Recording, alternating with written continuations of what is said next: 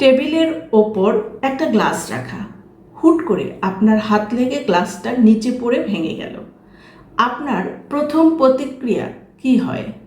আপনি কি বলেন, ইস, আমার অসাবধানতার কারণে এই গ্লাসটা ভেঙে গেল? নাকি বলেন, টেবিলের কিনারায় কে গ্লাসটা রেখেছিল?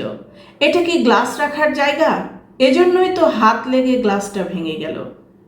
পরীক্ষা খারাপ হলো, আমরা বলি প্রশ্ন খুব কঠিন হয়েছে, সিলেবাসের বাইরের প্রশ্ন এসেছে। এমনকি এটাও বলি, স্যার আমার খাতার দিকে তাকিয়ে থাকায় আমি নার্ভাস ছিলাম। অথচ সত্যিটা হলো আমি নিজেই ভালো করে পড়াশোনা করিনি। এবং এটাই হলো আমাদের চরিত্রের সেই অন্ধকার দিক, যা আমরা হয়তো সচেতনভাবে খেয়াল করি না। অফিসে প্রমোশন না পাওয়া, সম্পর্কের টানাপোড়েন কিংবা কোনো পরিকল্পনা ব্যর্থ হওয়া, যে কোনো ছোট কিংবা বড় ভুল আমরা নিজের কাঁধে নিতে চাই না। আমরা অন্যের দিকে আঙ্গুল তুলি, পরিস্থিতিকে দোষ দেই, এমনকি ভাগ্যকেও ছাড়ি না। কিন্তু কেন কেন নিজের ভুল স্বীকার করাটা আমাদের জন্য এত কঠিন? সাইকোলজির ভাষায় এটাকে বলা হয় আত্মরক্ষার মানসিক প্রবণতা। যখন কোনো সাফল্য আসে তখন আমরা বুক ফুলিয়ে বলি, এটা আমার যোগ্যতার জন্য হয়েছে। কিন্তু যখনই ব্যর্থতা আসে আমাদের মন সাথে সাথে একটা ঢাল খোঁজে। পরিস্থিতি খারাপ ছিল, কেউ সহযোগিতা করেনি, বা ভাগ্য সাথে ছিল না, এরকম হাজারটা বাহানা। আমাদের মস্তিষ্ক আমাদের নিজেদের সামনে সুপারম্যান হিসেবে দেখাতে চায়।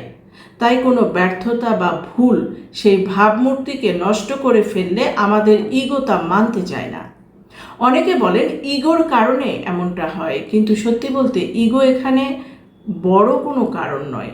এর পেছনের মূল কারণ হলো অতিরিক্ত নড়বড়ে আত্মবিশ্বাস। শুনতে অবাক লাগলেও এটাই সত্যি। যার ভেতরে সত্যিকারের আত্মবিশ্বাস আছে সে জানে একটি ভুল আমার পুরো পরিচয়কে নষ্ট করে দিতে পারে না।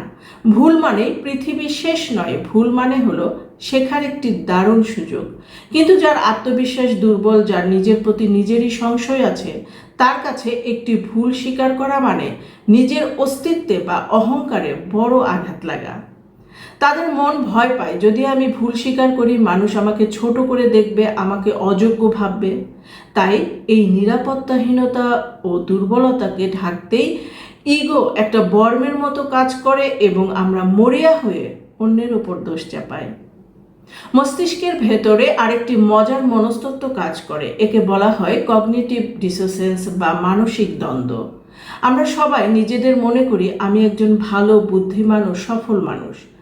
এখন যদি কোনো ভুল বা ব্যর্থতার সামনে আসে তখন আমাদের মস্তিষ্কের এই ইতিবাচক আত্মভাবমূর্তির সাথে বাস্তবের অমিল ঘটে। মন এই মানসিক চাপ বা ডিসোসেন্স সহ্য করতে পারে না। ফলে সত্যিটা মেনে নেওয়ার চেয়ে অন্যের উপর দোষ চাপিয়ে নিজেকে সান্ত্বনা দেওয়াটা মস্তিষ্কের জন্য অনেক বেশি সহজ, আরামদায়ক এবং নিরাপদ মনে হয়। এটি এক প্রকার মানসিক শর্টকাট। এখন ভাবুন তো, এই অভ্যাসটা আমরা আমাদের পরবর্তী প্রজন্মের মাঝে কতটুকু ছড়িয়ে দিচ্ছি?